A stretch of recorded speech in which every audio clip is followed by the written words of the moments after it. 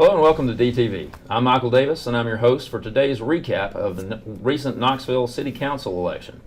Our guests with us today are journalists Mike Steely and Mark Harmon.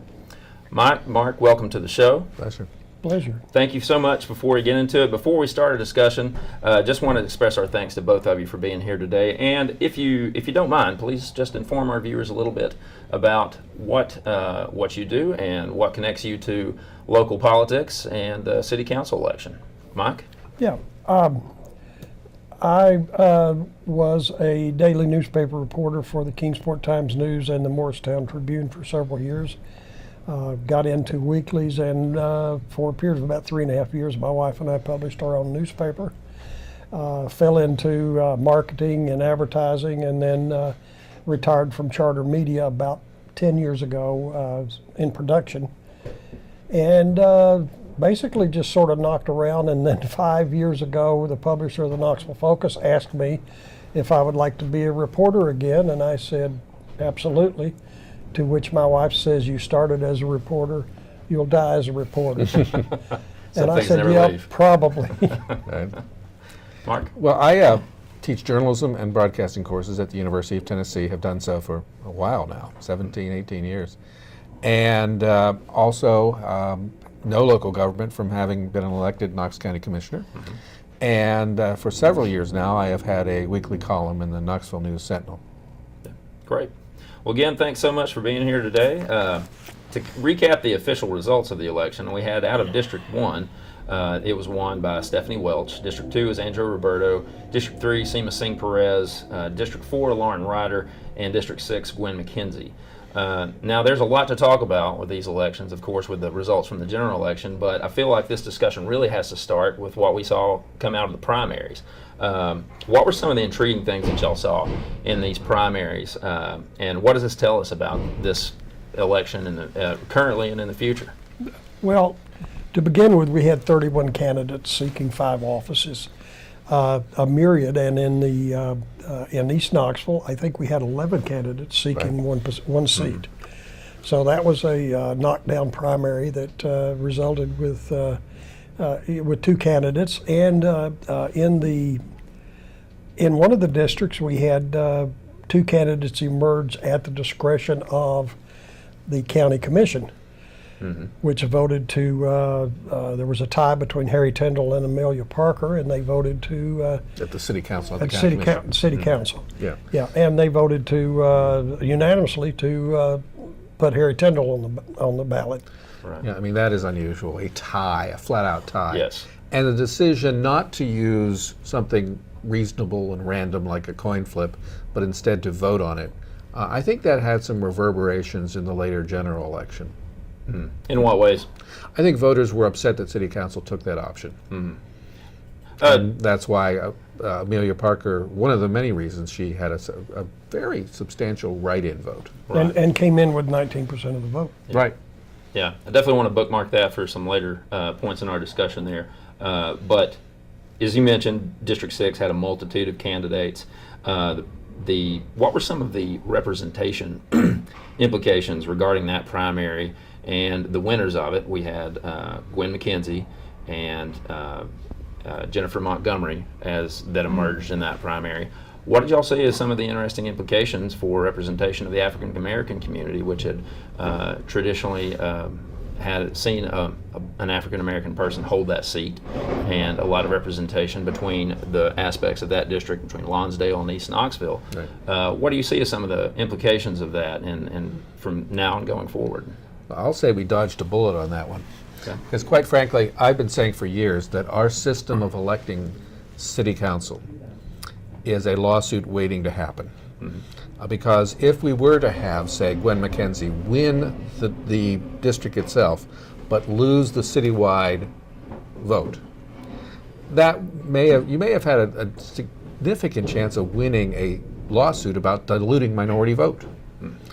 And it didn't happen, but one day it might happen. And it's such an obvious case of potentially diluting the minority vote that, hell, even Jeff Sessions might see it.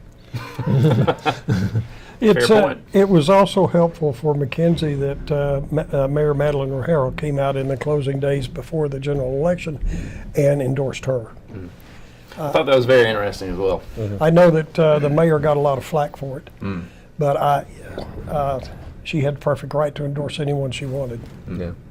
Yeah. So the basic thing being that, Mark, that you're referring to there is that we vote citywide for in the general election. So all the districts, all the members of the city vote on other districts. Right. And the implications there is how do we maintain fair representation out of that? So, do y'all see any implications of what happened to cause this? Is it the growth of downtown, and what does that mean I think it's for District 6 in the future? It's the influx of young professionals into the district, the affordable housing. I think that had a lot to do with it. It's changing, and more people are moving downtown. More people are moving to the adjoining neighborhoods. In a way, it's a great thing, but it also means gentrification, which gets into some racial issues occasionally. Well, someone said, and it may be true, that gentrification is a natural process. And that may be true when you're talking about affordable housing. Right. Another topic that we definitely want to bookmark for getting into some of the district by district fights. Mentioning this issue with the tie, do you see any fixes for this with the way that we structure our elections or the time frame of the elections? Because mostly what most of the reasoning for why the Election Commission said that we had these limited choices and a runoff was basically taken off the table is because it would not comply with the election laws to actually fit an election in. There just wasn't enough time to do the early voting, to do all the requirements for that. So, but one of the interesting things is we just recently amended the when we have our city elections to move them up farther into the summer. They used to be, correct me if I'm wrong, like a month or two before the general election, and we just recently moved that back to the summer. So why didn't they take this possibility into account at that point when moving the primaries back? Well, I think this would have been, it requires a change in state law. I don't think this is something you can handle locally. And now we might see some modest push to clarify this a bit of state law. Well, the argument against moving the city election to coincide with a county or a state election is that it would seem that it may dilute the interest in individual campaigns, where that more people would be interested in voting for a president or a senator. So you're talking about moving it to an even number deal rather than but odd there is that option, and it's being discussed. Yeah. I don't know that would be a good thing or a bad thing. It would certainly increase the number of people who turn out, but whether or not it's going to increase their knowledge on local issues, I don't know. Yeah. Right. Yeah. And turnout probably should be mentioned. It was just over 10%, I believe, was the number. Yes.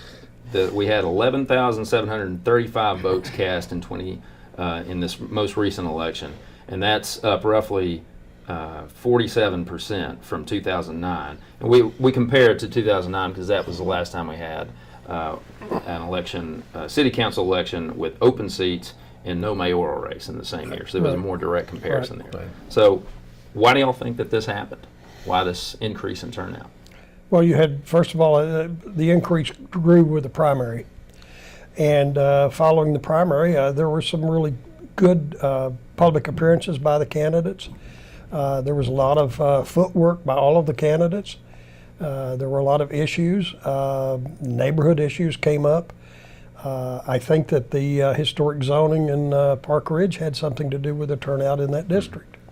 I would add that when you have, especially in the primary, when you have 30 some odd candidates, that's 30 some odd candidates pushing get out the vote efforts. Right. And then you move to the general election, some of those people who got motivated in the first wave stayed with it through the second. And plus the city's Go Vote campaign. I think that helped quite a bit. Yeah. All right. But I guess one of the questions that leads to then is why so many candidates? Why now? Why this race? Why this year? Oh, well, I have a feeling, again, we have a lot of new people in Knoxville. I think there's a lot of interest. There's a lot of young professionals, a lot of young white professionals that live downtown and in the surrounding and in the areas, like Fountain City, Inskip, et cetera, where I live. there's an influx there, and I think these people are coming in having voted in other areas, and I think that's helped. Plus, the African American turnout wasn't as heavy as some thought, but it was effective. I would add to that term limits and open seats. Yeah. That Yes. always draws candidates. Definitely. That is something that I believe does go a little bit unnoticed, like the effect that had. And do you think that this is a positive turn for Knoxville and its city council and its politics? I've been an advocate for term limits. I came into office because our local officials were finding a way to ignore term limits. And initially I wasn't so sure, but now I see a great benefit, especially at the local level, where people become familiar with local governance. And you build a bench of people who care about their communities and not just the same tired old names on the ballot every round. Well, with one difference. You have a lot of people who are leaving office, especially state office, who are now running for county offices. So may see the same names, but Sure. it's going to be for a different office. Playing a game of musical chairs, some Yes. of them are. Yeah. Which we did see at least one example of in this city council election. Yeah. So, okay. Do y'all think that the national politics had any influence on people becoming more motivated to get involved and run for an office? I think on the Democratic side, yes. I think that they were motivated with what's happening in Washington, and they wanted to express their opinion. Okay. You had some of the candidates for city council who were talking about national issues. And I would add that you see all around the country record numbers of people, especially women, picking up petitions to run for office. And you see groups like Indivisible and other groups forming to specifically push a progressive agenda. And it's hard to imagine that this didn't have some minor role in improving turnout. I would agree with that. I think that the progressive sort of moment that we seem to be having, that is in response to I think what people are seeing in Washington, is adding to a lot of these, and was at least some inspiration to some of these candidates who maybe had always had it in the back of their minds, but now chose this as a time to not wait any longer. I think one of the things that emerged from this election was the city council movement, which may be the biggest story of this entire election, with the kind of outsized impact that they appeared to have in their campaigning and their strategy, and successfully getting one candidate on the city council, and then another as a write-in candidate, the tie vote there for District 4. So what does this tell us about Well, the I city think that council? had a lot to do with the turnout. A lot to do with the turnout, especially in East and North Knoxville. I think that even though they had candidates that they may not think win, they had an opportunity to vote on 4 others, and that's where the vote went. And let's just credit those candidates individually for running smart campaigns, for taking advantage of that momentum. What do you see as some of their correct strategic moves and the things that they did that enabled them to get so much attention? I think they did the basic grassroots campaigning. They went to neighborhood meetings, they went door to door, they did phone banks. I'm not sure it was a wise move for example, Seema and Amelia to put out a joint postcard and things like that. That may not have worked to their advantage, but their overall strategy was just your basic politics, and they did it well. Well, plus online politics. You know, the Facebook presence, the campaign websites that they had, I think that had a lot to do with turnout as well. They were appealing to a voter that normally doesn't vote. And I think for the most part, they were successful in turning those people out. Okay. So we're talking about there Seema Singh Perez, who won in District 3, and Amelia Parker, who was the tie vote getter for the second place out of the primary and was a write-in candidate in District 4.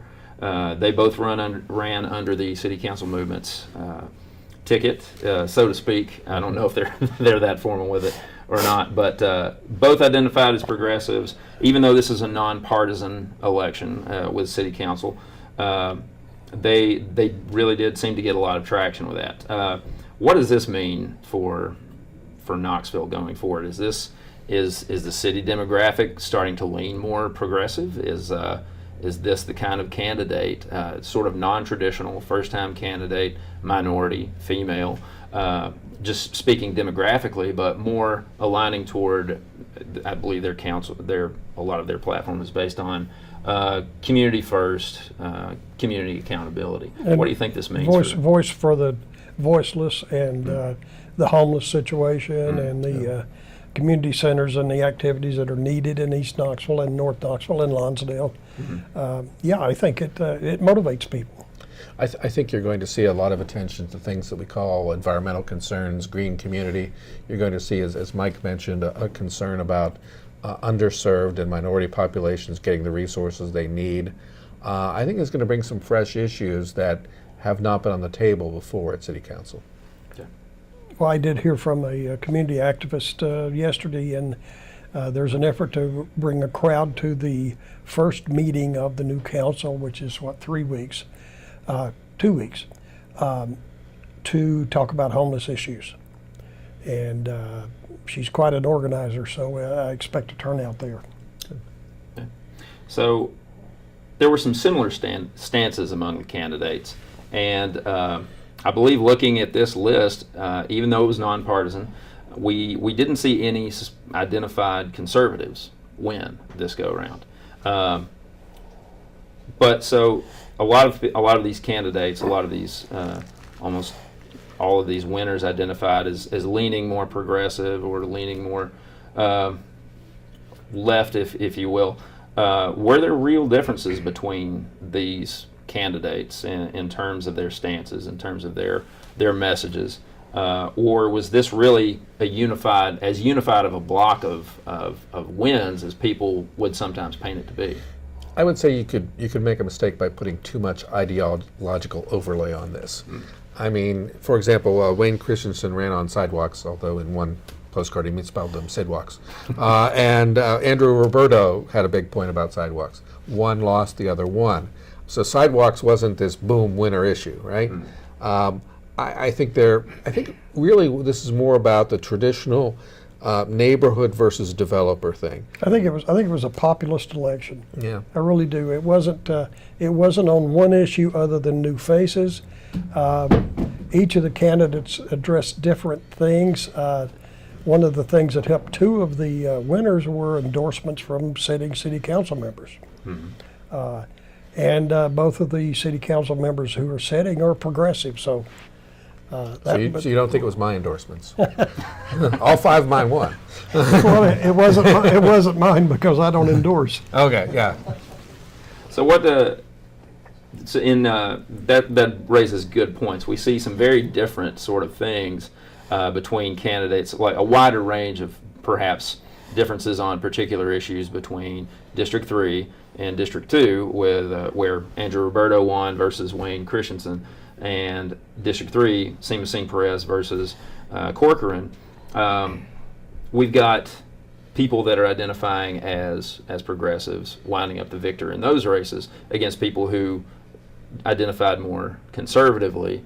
And then we have District 4, where everybody all 3 people in the end of that race more or less identified in some way as progressive. What sort of interesting differences do we see in those races, and as opposed to the progressive versus conservative races versus almost a spectrum of progressives in another race? Again, the left-right is not as big as I think it could be perceived to be. Lauren Ryder won not because of any left-right distinction, but because she really worked for neighborhoods on task forces and in neighborhood associations. She built up her name and her reputation as someone who shows up and does things. I think that was probably the key to her success. That's why she had so many supporters and such a really good effort. I think the difference between her and Harry Tindall is that Harry Tindall was a known name, but I think there's just that view in the city that they want a fresh face. And even though she was known for she's never been elected to office. So even though she's been active for years in the neighborhood and outspoken on issues and et cetera, I think it's just that. It's the new face versus the old politics. And that would lend some support to your notion that this was a populist election, and Yeah. that whoever is relating their perhaps personality, their public persona to the voters is going to be the winner. It also takes turning out for the different neighborhood events, the different candidate issues, the go vote, et cetera. And not everyone turned out for those events, even though the public's turnout was pretty good. Yeah, I think really the first thing you do is you sell your experience, and the next thing you do is you sell your dedication to the neighborhood. And then maybe the third thing you do is specific issues. So perhaps this is a lot of times we seem to be in a moment where we talk a lot about identity politics versus issue-based politics. So it does seem in your views, would it be correct to say that the identity, the relation of that identity is still a very heavy consideration in voters' minds, whether conscious or not? Well, and so would just good, hard campaigning. I mean, all these winners were out there, and they were at most events, and they were knocking on doors, et cetera, et cetera. I mean, who would think that Seema Perez would beat James Cochran? Right. But she did. And she did partially because of the turnout in East Knoxville and North Knoxville, but across the board, she got 57% of the vote. I mean, that was the big surprise, I think, to political observers on election night. And now we have 2 women of color on council. Right, which is a big statement, definitely not to be missed. Also, 4 out of the 5 are female. Yes. And another big demographic shift there for the city council. Andrew said last week you felt sort of left out. One of the things going around the internet was urging everyone to turn out and support the 4 new women on the council, and there was no mention of him. Well, I'm sure that he'll get his fair share of supporters turning out to see how his policy and his moves when go. he left the election commission, I was thinking, boy, I don't know, but he was very successful. Interesting thing about this in terms of how the city votes, would this have been possible if we didn't have citywide elections, specifically in this election? Yeah, I think it would. I think, Do we think we would have if it were district only, yes, absolutely. Do we think we would have seen District 3 turn out that way? Possibly. She ran a great campaign, but the vote was split all sorts of ways in the primary. She could have cobbled together a winning majority even if it was just District 3. Very interesting thing to conjecture about, but again, with so many factors going on this year, really hard to say for sure. I would like to say one other thing. I think that the election of these 5 is a endorsement of Madeline Raharo's different policies. Okay. I don't think there's any question about it. Okay. I think especially neighborhood focus, environmentalism, green community. I think that they all play into that. Now there'll be individual votes where they split and differ, and you won't believe it. But the overall, I think you're right on that, Mike. I saw her at the city council meeting following. Well, it was that same night. And after the council meeting, I came up to her and she had the biggest smile on her face. So how does this incoming class of city council persons relate to the outgoing class? What sort of policy shifts can we look for and expect? Well, I think they'll be respectful and cooperative, and that'll be a tradition that's largely continuing. I think they'll be, as Mike was suggesting, even more supportive of the mayor's initiatives. That she will get the benefit of the doubt on just about any controversial thing. Although I don't think Lauren Ryder is going to go along with everything that the mayor or the other council members may want. She's going to be a totally different voice than Nick Delvolpe. Yes, very different from Nick. I have to say that sometimes when Nick was going on an obvious point, other city councilmen seemed to be annoyed. Is it fair, Mike, you're a neutral observer, is it fair to say that? I've got to say, I like Nick. I've been to many different meetings with him, but I've also planted things in his brain before a meeting that I wanted him to ask about. Oh. And he has. Okay. Not most things that he asked about, but things that I want. I mean, you've got to realize in a city council meeting that they've got they've got a stack of things before them that thick. And no one can possibly read everything. So occasionally there are things that come up that I don't understand, and I can't find someone who does understand, and I usually will ask one of the council members if they will ask and, that and publicly. that's a good point. And maybe he was serving a good clarification point, but to others it seemed belaboring it. But I will point out that my last county commission meeting, the PDF file, the packet, if you will, was more than 2,000 pages. And that is not very different from a city council or county commission packet these days. It can run easily up to 1,000 pages. Well, sometimes I wonder if they even read beyond the agenda. And the reason I ask that is I caught something on the agenda that was passed on a consent that I thought was rather interesting. I'm not going to say what that was because it'll be in the paper next week. But Okay. Oh, I've seen a few things go through on consent that I wish I'd stopped, and I've seen a few that I'm glad I caught. Yeah, it is a rather monumental task, and you have to develop a skill at researching, sorting, understanding the agenda. Okay. You mentioned that you expect that riders' stances on things may be quite a bit different from Del Volpe, who's exiting. Yeah. Any particular ways that you expect? I think Lauren is going to represent her neighborhood differently than Nick did. As I said, I like Nick. I've been with him in many different meetings. She probably will not be as inquisitive, but I think in her mind she's looking at greenways. She's looking at completing the greenways. I think she's looking at the homeless, etc. And Nick just didn't focus on those. And the corridors, the Broadway corridor, the Broadway Magnolia corridor, I think yeah. she'll be active on those as well. That was definitely a big part of her campaign points. Absolutely. Yes. Okay. So we've just got a few minutes left here. As we were seeing these city council elections come in, and we woke up the next morning to some very interesting races in the rest of the country, and who won, some very unexpected candidates and it seemed like Knoxville's city council election was reflecting some of that in some ways. And in certain circles, it seemed to be that the Democrats thought this would bode well for them in the future or for upcoming partisan elections, state elections, et cetera, even all the way up to, in the biggest conjectures, up to the federal elections. What do y'all think about this? Is this fair for the Democratic Party to be reading the tea leaves and thinking that this is going to be a good thing for them, or is there something different going on here, something separate and happening independently?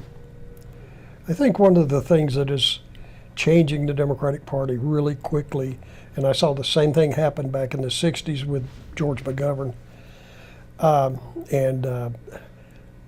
I think it's the influx of younger professional people, working people, mothers, et cetera, who were not voters for Hillary because they were mad. But I think that they've seen what happened, and they've said, that's where we need to be. Okay. Virginia and New Jersey were good signs, but there are a lot of days between now and November 2018, and a lot can happen, but it's a good thing to build on. Right. I guess, is there anything that you see as happening, maybe as an offshoot of the traditional Democratic message here, that this progressive message may be different? I think it will be. I think it'll stress health care. I think it'll stress jobs. But we probably got to wrap up on that note, don't we? I think we do. Well, you see the change in the local Democratic Party with the leadership. Okay. All right. Well, I think we'll have to leave it there. Thank you very much for watching, and we'll see you next time.